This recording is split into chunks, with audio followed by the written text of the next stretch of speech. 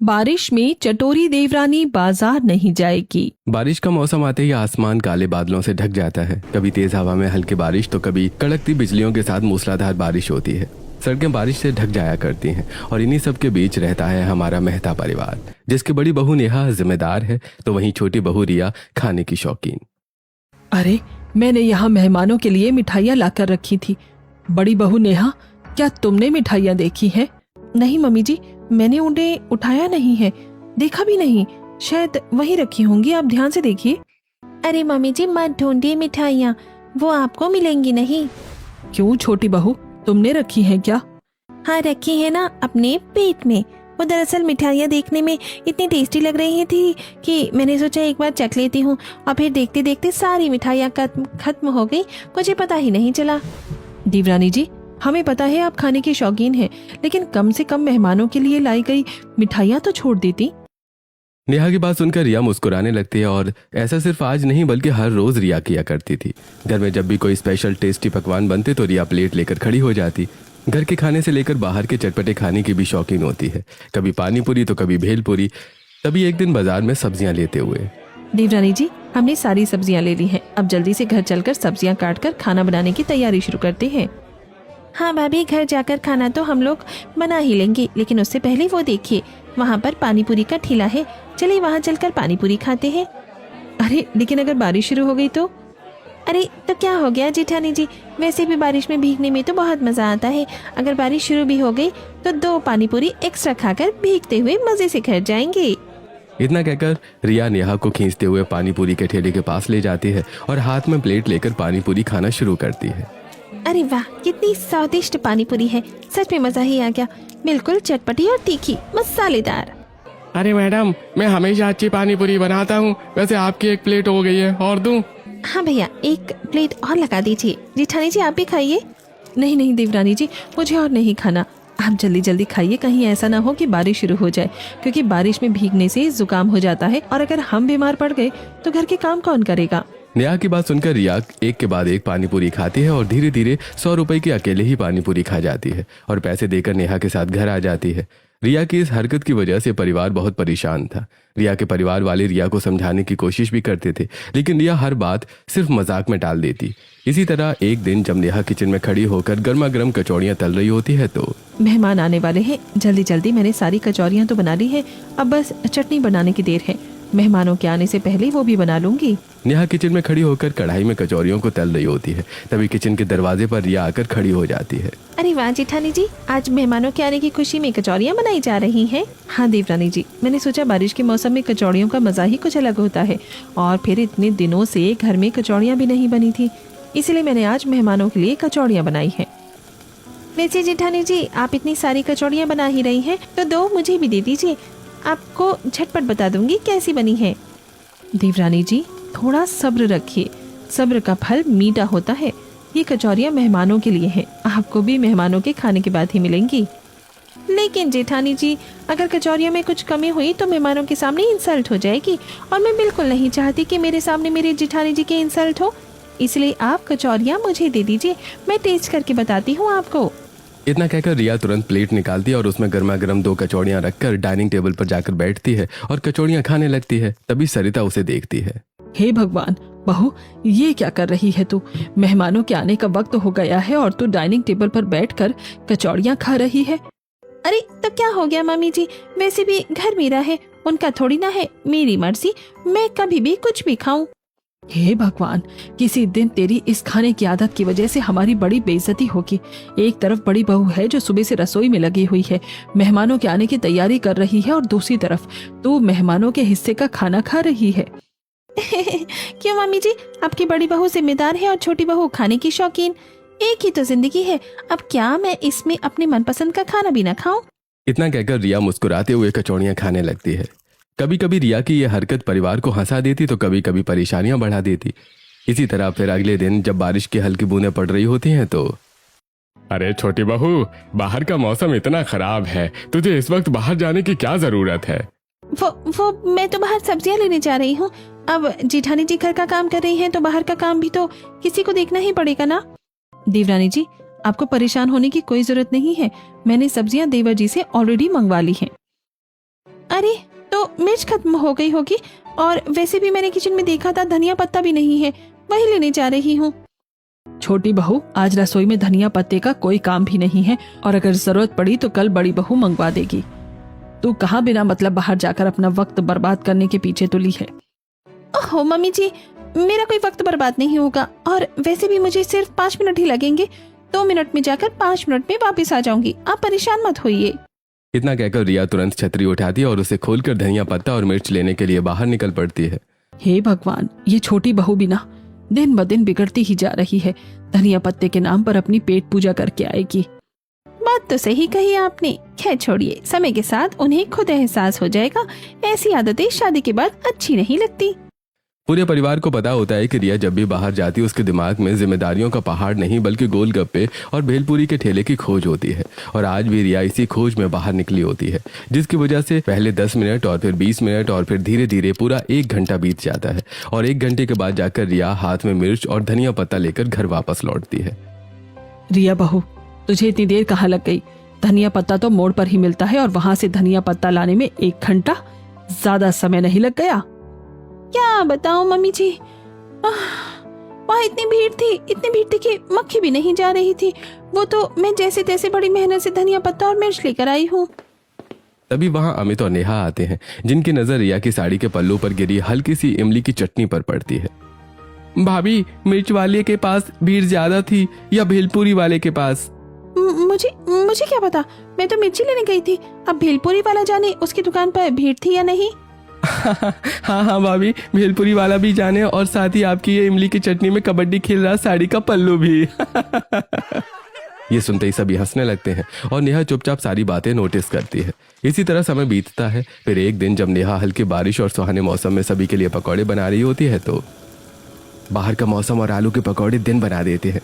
Boss की डांट और क्लाइंट की चीख चीख सब एक झटके में दूर हो जाती है। मुझे भी पता है नीरज जी, इसीलिए तो मैं आज पूरे परिवार के लिए गर्मा गर्म आलू, प्याज और पनीर के पकौड़े बना रही हूँ। आज तो पूरा परिवार साथ समय व्यतीत करेगा। अब बस पापा जी। तभी नेहा की बात बीच में काट कर नीरज, और मुझे पकौड़े खाने का, अब तो बस पापा के आने का इंतजार है। जैसे ही पापा आएंगे पूरा परिवार साथ बैठकर गर्मा गर्म पकौड़े खाएगा। चलो चलो, अब जल्दी जल्दी तुम भी सारे पकौड़े एक साथ बना लो, और फिर तुम भी हमारे साथ बैठकर इस मौसम का लुत्फ उठाना। नीरज गैस की तरह घात लगाए पकौड़े का इंतजार कर रहा होता है। तभी वहां टहलते टहलते रिया आती है। अरे गर्मा गर्म आलू और पनीर के पकौड़े, वाह! इन्हें तो देखते ही मेरा मन और मैं दोनों ही खुशी से झूम उठे हैं। मुझे पहले से ही पता था कि आप पकौड़े देखकर बहुत खुश हो जाएंगी। आप बस थोड़ी देर और रुकिए, परिवार के सभी लोगों को आ जाने दीजिए, फिर साथ बैठकर पकौड़े खाएंगे। भाभी, जब सब आएंगे तब दोबारा मैं सबके साथ पकौड़े खा लूंगी, लेकिन अभी आप मुझे 2 पकौड़े तो दे दीजिए कम से कम। लेकिन देवरानी जी। रिया नेहा की बात नहीं सुनती और प्लेट में पकौड़े रखकर हॉल में चली जाती है और सोफे पर बैठकर पकौड़े खाने लगती है। आहा, कितने ज्यादा टेस्टी पकौड़े बनाए हैं जेठानी जी ने, मानना पड़ेगा। जेठानी जी के हाथों में तो स्वाद बहुत है। तभी वहां कमरे से निकलकर सरिता आती है और रिया को इस तरह पकौड़े खाते देखकर सिर पर हाथ रख लेती है। हे भगवान बहू, थोड़ा तो सब्र कर लिया होता, कम से कम अपने ससुर जी को तो आ जाने देती। इतनी भी क्या जल्दी थी पकौड़े खाने की। अरे मम्मी जी, क्या फर्क पड़ता है, और वैसे भी मैं तो सिर्फ 2 पकौड़े ही खा रही हूँ, बाकी ससुर जी के आने के बाद ही खाऊंगी। इतना कहकर रिया पकौड़े खाने लगती है और 2 पकौड़े देखते ही देखते कब 8 पकौड़े में बदल जाते हैं रिया को पता भी नहीं चलता। और तभी बाहर से कमलेश आते हैं। अरे वाह, आज गर्मा गर्म पकौड़े बने हैं, फिर तो बहुत मजा आएगा। पापा, मजा तो तब आएगा ना जब पूरा परिवार साथ होगा। भाभी ने तो पहले ही पकौड़े खा लिए। वो दरअसल मैं तो बस। अरे बड़ी बहू, जब दोबारा घर में पकौड़े बनाओ तब रिया बहू के लिए पहले ही एक प्लेट निकाल कर अलग कर देना। हाँ भाभी, क्योंकि आपकी तरह आपकी देवरानी भोली वाली, जिम्मेदारियों वाली नहीं बल्कि खाने की शौकीन, चटपटे खाने की चटोरी है। अमित की बात सुनकर सभी साथ ही रिया हंसने लगते हैं और इसी तरह रिया हर बात में मजाक में लेने लगती है। उसे अपनी इन हरकतों पर जरा सा भी अफसोस नहीं होता। उसे लगता है कि यह सब तो नॉर्मल है। इसी तरह फिर एक दिन रात को तेज बारिश हो रही होती है। देवरानी जी के चटोरेपन से मुझे कोई दिक्कत नहीं है, लेकिन अगर दिन पर दिन उनकी आदत बढ़ती गई तो आगे चलकर उन्हें ही दिक्कत होगी। अब मुझे ही कुछ ऐसा करना पड़ेगा जिससे मेरी चटोरी देवरानी बाजार न जा पाए। नेहा बारिश को देखते हुए ये सोच रही होती है, तभी चेहरे पर परेशानी लिए सरिता वहां आती है। बड़ी बहू, तू देख रही है ना, तेरी देवरानी की आदत दिन ब दिन बिगड़ती ही जा रही है, कहीं शौक लत में ना बदल जाए। हाँ मम्मी जी, मैं भी यही सोच रही थी। बहू, अब तू ही अपनी देवरानी को प्यार से समझा, क्योंकि मेरी तो वो सुनने वाली नहीं है। हाँ मम्मी जी, आप फिक्र मत कीजिए। मैं देवरानी जी को यह एहसास दिलाऊंगी कि किसी भी चीज के पीछे भागना अच्छा नहीं होता, चाहे वो खाना ही क्यों ना हो। आखिरकार ये सब कुछ तू कैसे करेगी बहू? मैं नहीं, इस साल की बारिश ही उनके चटोरेपन का इलाज बनेगी। और अब से मेरा एक ही मकसद है, मेरी चटोरी देवरानी बाजार नहीं जाएगी। सरिता नेहा को देखने लगती है और वहीं नेहा बारिश को देखते हुए एक ऐसा प्लान बनाती है जिसका अंदाजा लगाना भी बहुत मुश्किल होता है। और इस खतरनाक प्लान के बारे में अभी नेहा किसी को कुछ नहीं बताती। फिर अगली सुबह होते ही हर न्यूज चैनल पर एक ही खबर फैल जाती है। अरे किसी को इस घर में आजकल की खबरों की जानकारी रहती है या नहीं? पापा, सुबह सुबह आप टेप रिकॉर्डर की तरह चालू क्यों हो गए हैं? क्या बात है, कोई बड़ी न्यूज आई है क्या? तभी दूर से घबराते हुए नीरज आता है। अरे बड़ी नहीं, बल्कि खतरनाक न्यूज आई है।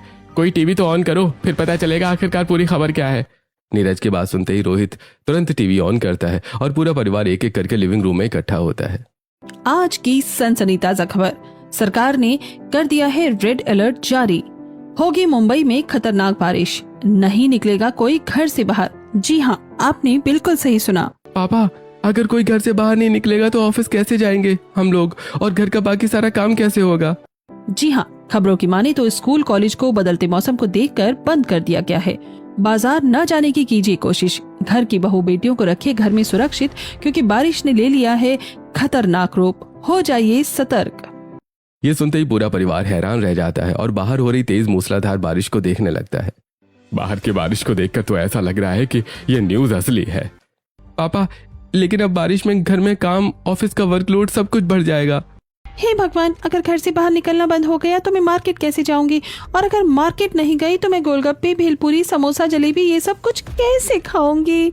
देखिए, जो भी हो, लेकिन इस परिवार की सेफ्टी मेरे लिए बहुत ज्यादा जरूरी है। अब इस परिवार का कोई भी सदस्य बाहर नहीं जाएगा। हाँ, बाहर घुटने भर तक पानी भर गया है।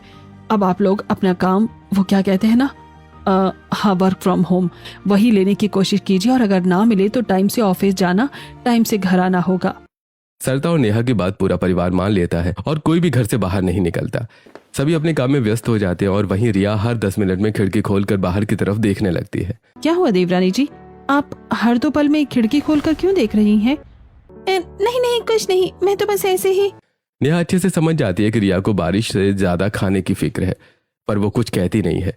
फिर रात को रिया के सोने के बाद पूरा परिवार इकट्ठा होता है और नेहा सभी को प्लान बताती है। ठीक है भाभी, अगर इससे रिया का ही फायदा है तो मैं आपका साथ जरूर दूंगा। हाँ बहू, तेरी सोच और तेरा प्लान दोनों ही बहुत ज्यादा अच्छे हैं। इस बार हम सब तेरा साथ देंगे। पूरा परिवार नेहा के प्लान में शामिल हो जाता है और फिर अगले दिन जब रिया छाता लेकर गेट पर खड़ी होती है तो जेठानी जी, मम्मी जी, अब तो बारिश धीमी हो गई है, अब तो आप मुझे बाहर जाने दे सकती हैं। नहीं देवरानी जी, मौसम बहुत खराब है और मैं रिस्क नहीं ले सकती। हाँ बहू, और फिर तुझे इस वक्त बाहर जाना ही क्यों है? बाहर का माहौल बहुत खराब है, इसलिए तू घर में ही बैठ। ठीक है, तो फिर मैं जा रही हूँ रेस्ट करने, कोई मुझे डिस्टर्ब मत करना। इतना कहकर रिया अपने कमरे में चली जाती है और तुरंत ढेर सारी तकियों को लाइन से रखकर रजाई से ढक देती है। वाह, क्या दिमाग लगाया है मैंने। अब मैं बाहर जाकर चटपटा खाना भी खाऊंगी और किसी को पता भी नहीं चलेगा। ये सोचकर रिया तुरंत सभी की नजरों से बचकर अपने कमरे की खिड़की से रस्सी के सहारे उतरकर दबे पांव घर के बाहर निकल जाती है। फिर थोड़ी देर बाद मैं बिना मतलब देवरानी जी को गलत समझ रही थी मम्मी जी। मेरे मना करने के बाद देवरानी जी ने ना ही हमसे ज्यादा आर्ग्यूमेंट किया और अब चुपचाप अपने कमरे में जाकर सो गई हैं। एक बार चलकर देख लेती हूँ। ठीक है बहू। ये सोचकर नेहा रिया के कमरे में जाती है जहां रिया सो रही होती है। ये देखकर नेहा वापस अपने काम में लग जाती है। लेकिन फिर थोड़ी देर बाद जब रिया बाहर का चटपटा खाना खाकर घर में छुप कर आती है तब नेहा रिया को देख लेती है। अगर देवरानी जी बाहर गई थी तो फिर कमरे में कौन था? अभी उनका पीछा करके पता लगाती हूँ। नेहा तुरंत रिया के पीछे पीछे जाती है। रिया अपने कमरे में पहुंचती है और तकिया हटाकर हंसने लगती है। मेरे घर वाले कितने बड़े बेवकूफ हैं, और खास करके मेरी जेठानी, उन्हें पता तक नहीं चला कि ये तकिया है, मैं नहीं। ये सोचकर रिया इतराते हुए जोर जोर से हंसने लगती है। वहीं दूर खड़ी नेहा, ये क्या देवरानी जी अपनी जगह पर तकिया लगाकर बाजार चली गई थी? मतलब इस बार मैं अपनी चटोरी देवरानी को बाजार जाने से नहीं रोक पाई। ओह, इन्हें समझाकर भी कोई फायदा नहीं है। इन्हें खुद समझना होगा कि क्या गलत है और क्या सही। ये सोचकर नेहा बिना कुछ कहे वहां से चली जाती है। इसी तरह फिर अगले दिन मूसलाधार बारिश शुरू हो जाती है और लिविंग रूम के खिड़कियों से पानी टपकने लगता है। तभी बहू, ये क्या? रोज रोज तू छाता लेकर बाहर जाने के लिए तैयार हो जाती है। तुझे पता है ना, हम सब ने डिसाइड किया था कोई घर से बाहर नहीं निकलेगा। मम्मी जी प्लीज ऐसा मत कीजिए, मुझे जाने दीजिए, मैं कुछ ही देर में आ जाऊंगी। नहीं, किसी को भी बाहर जाने की कोई जरूरत नहीं है। मैंने घर का सारा सामान मंगवा लिया है। दूध वाले सब्जी वाले को घर आकर ही चीजें पहुंचा देने को कह दिया है। लेकिन फिर भी किसी चीज की तो जरूरत पड़ सकती है ना। नहीं, किसी भी चीज की जरूरत नहीं है, और अगर होगी तो मैं देख लूंगी। आपको परेशान होने की जरूरत नहीं है। नेहा सख्ती से रिया को मना कर देती है, जिससे रिया अपने कल वाले प्लान को दोबारा दोहराने की कोशिश करती है। तकिया लगाती है और फिर चुपके से घर से बाहर निकलने लगती है कि तभी दरवाजे पर बस बहुत हो गया देवरानी जी, हर बार आपकी ये चाल कामयाब नहीं होगी। मुझे बहुत अच्छी तरह से पता है आप तकिया लगाकर जाती हैं और सबकी आंखों में धूल झोंकती हैं। लेकिन जेठानी जी। लेकिन कुछ नहीं। अब आप बाजार नहीं जाएंगे, और अगर आप गई तो मैं सबको बता दूंगी कि आप चटोरी होने के साथ साथ झूठी भी हैं, और ये मेरा आखिरी फैसला है। अब मेरी चटोरी देवरानी बारिश में बाजार नहीं जाएगी। नेहा की धमकियों से रिया डर जाती है और बाजार नहीं जाती है। लेकिन हमेशा की आदत की वजह से बारिश में बाजार न जाकर घर में रहना उसे किसी जेल की सजा से कम नहीं लगता है। फिर शाम को जब घर में गर्मा गर्म पकौड़े बनते हैं तो देवरानी जी ये देखिए, आज मैंने आपके लिए पकौड़े बनाए हैं। नहीं जेठानी जी, आज पकौड़े खाने का बिल्कुल मन नहीं है, आज कुछ चटपटा खाना है। अरे भाभी, आपको आज नहीं बल्कि आपको हमेशा चटपटा खाना पसंद है। बारिश शुरू नहीं होती है और आपका मन गोलगप्पे की तरह दौड़ पड़ता है। अमित की बात सुनकर सभी हंसने लगते हैं। वहीं रिया बेचैन खड़ी होती है, कभी फ्रिज खोलती है तो कभी खिड़की से बाहर झांकती है। एक तरफ रिया बेचैन हो रही होती है तो दूसरी तरफ नेहा और घर वाले अपना प्लान कामयाब होता देखकर खुश हो रहे होते हैं। इसी तरह वक्त बीतता है और फिर रात को रिया अपना फोन उठाती है। मैं सुबह से इतनी बेचैन हो रही हूँ और ये आइडिया मेरे दिमाग में आया ही नहीं। अब देखती हूँ, बारिश हो या तूफान, जेठानी जी मुझे चटपटा खाना खाने से कैसे रोक सकती है। यह सोचकर रिया तुरंत बाजार के चटपटे स्टॉल पर फोन लगाती है। अरे पानीपुरी वाले भैया, मेरे घर जरा 2 प्लेट पानीपुरी भिजवा दीजिए। अरे मैडम ठीक है, मैं आपके घर पर अभी पानीपुरी भिजवा देता हूँ। अच्छा, साथ में ना भेलपुरी और 2 प्लेट चाट भी भेज दीजिएगा। आपके पास वो रामू काका करता है ना काम, उससे ही। हाँ ठीक है, पहुँचवा दूंगा। वैसे देखा, उस दिन मैंने आपको अपना नंबर दे दिया था, आज आ गया ना आपके काम। हाँ भैया, अच्छा हुआ, अब आप जल्दी से भिजवा दीजिए। इतना कहकर रिया फोन कट कर देती है और फिर कुछ ही देर बाद बाजार से रिया के लिए पानीपुरी वाला भेलपुरी गोलगप्पे भिजवाता है। रिया चुपके से जाती है, अपना ऑर्डर रिसीव करती है और वापस अपने कमरे में आ जाती है। अच्छा हुआ उस दिन मैंने पानीपुरी वाले भैया का नंबर ले लिया था। अब रोज रोज चटपटा खाना बाजार से मंगा कर खाऊंगी। जेठानी जी को क्या लगा, वो मुझे चटपटा खाना खाने से रोक लेंगी। अगर वो चालाक है तो मैं भी उनसे कम नहीं हूँ। यह सोचकर रिया मजे से पानीपुरी खाती है। उसे इस वक्त की भनक नहीं लगती कि उसकी हर गतिविधियों पर कोई नजर रख रहा है। समय बीतता है और रिया की चालाकियां बढ़ती जाती हैं। वो अक्सर बाजार जाने पर रोक की वजह से बाहर से खाना मंगवाती है। एक दिन नेहा रिया को ऑर्डर रिसीव करते हुए देख लेती है। अच्छा तो ये बात है, तभी मैं सोचूं हर रोज बाजार जाने के लिए जिद करने वाली देवरानी अचानक चुप कैसे हो गई। हमारा प्लान फ्लॉप हो रहा है और बड़ी बहू तू हंस रही है। चल कर रिया बहू को रोकते हैं। नहीं मम्मी जी, अभी नहीं, अब तब उन्हें रोकेंगे जब सही वक्त होगा। देखिएगा, कुछ दिनों में उन्हें खुद ब खुद एहसास हो जाएगा। इतना कहकर नेहा अपने कमरे में चली जाती है। वहीं दूसरी तरफ रिया अपने कमरे में बैठकर चाउमीन खाने लगती है। मैंने कितना अच्छा प्लान बनाया है, इसके बारे में किसी को भनक तक नहीं लग सकती। अब मैं मजे से हमेशा चटपटे खाने का स्वाद लूंगी। एक तरफ रिया खुश हो रही होती है तो वहीं दूसरी तरफ नेहा अपने कमरे में बैठकर फोन पर कुछ देखकर मुस्कुराने लगती है। धीरे धीरे ये सिलसिला बढ़ता है और फिर अगले दिन। नेहा, आज ध्यान देना, कोई भी घर से बाहर नहीं निकलना चाहिए। पानी घुटनों तक जमा हो गया है और मौसम विभाग ने भी रेड अलर्ट जारी कर दिया है। हाँ भाभी, यहाँ तक कि छोटे क्षेत्र में पुलिस की नाकाबंदी भी हो गई है, इसलिए आज ना कोई बाजार जाएगा और ना ही कोई घर से बाहर निकलेगा। मैं सभी को बोल दूंगी कि आज सभी घर में रहें और पूरा परिवार साथ हो। ये सोचकर नेहा घर वालों को स्ट्रिक्टली घर से बाहर कदम रखने तक के लिए मना कर देती है। ठीक है भाभी, हम लोग इस बात पर खास करके ध्यान देंगे, न खुद घर से बाहर जाएंगे और ना ही किसी और को जाने देंगे। हाँ बहू, अब अपनों की सुरक्षा अपने हाथों में है, इसलिए पूरे परिवार का एक साथ घर में होना जरूरी है। बहुत सही कह रही है, आज इस घर की मक्खी भी घर के बाहर नहीं जाएगी क्योंकि बाहर का मौसम बहुत खराब है। पूरा परिवार मिलकर घर के सभी सदस्यों पर घर के बाहर कदम रखने तक पाबंदियां लगा देता है। और ये सब देखकर रिया दोबारा फोन उठाकर ऑर्डर प्लेस करती है। थोड़ी देर बाद डिलीवरी बॉय का फोन आता है। मैडम, बारिश बहुत तेज हो रही है, इस बारिश में मैं आपके घर तक नहीं आ सकता, पिछली गली की गरीब बस्ती तक ही आ पाऊंगा। अगर इसे फोर्स किया घर तक आ जाओ तो क्या पता ये ऑर्डर दिए बिना ही चला जाए। इससे अच्छा है मैं कुछ छाकर ही ले लूंगी। ठीक है भैया, आप गरीब मोहल्ले तक आ जाइएगा, मैं आपको वहीं मिलूंगी। इतना कहकर रिया फोन कट कर देती है और सभी की नजरों से बचकर छुपकर तूफानी बारिश में अपना ऑर्डर लेने बाहर निकल पड़ती है। वहीं घर पर अरे बड़ी बहू, छोटी बहू कहीं दिखाई नहीं दे रही है। वो घर में है ही नहीं ना? कहीं बाहर तो नहीं भाग गई खाने के लालच में? नहीं नहीं मम्मी जी, बाहर कहाँ जाएंगी? इतनी तेज बारिश में तो गोलगप्पे वाला भी नहीं बैठा होगा, अपने कमरे में सो रही होंगी वो। चलो फिर ठीक है, कम से कम हमारा प्लान तो कामयाब हो रहा है। धीरे धीरे छोटी बहू की आदत सुधर ही जाएगी। एक तरफ घर वाले खुश हो रहे होते हैं तो वहीं बारिश में ऑर्डर लेने के बाद रिया अटक जाती है और एक टीन शेड के नीचे खड़ी हो जाती है। हे भगवान, लग रहा है बारिश ने अपना रौद्र रूप ले लिया है। जब आई थी तब वो बारिश धीमी थी, लेकिन अब इतनी तेज हो गई है कि छाते में भी बात नहीं बनेगी।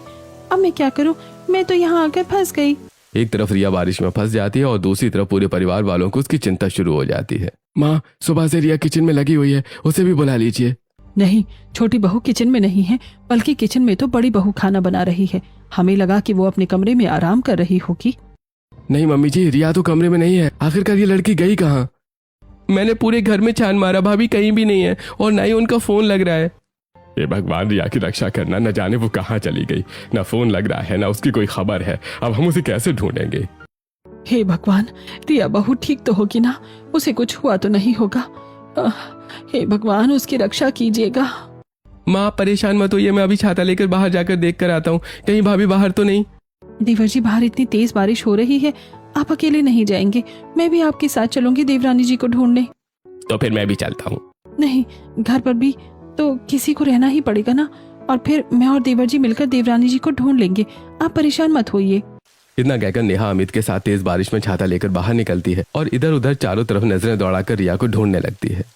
देवरानी जी, देवरानी जी, रिया, रिया कहाँ हो तुम? रिया भाभी, छोटी भाभी, कहाँ हैं आप?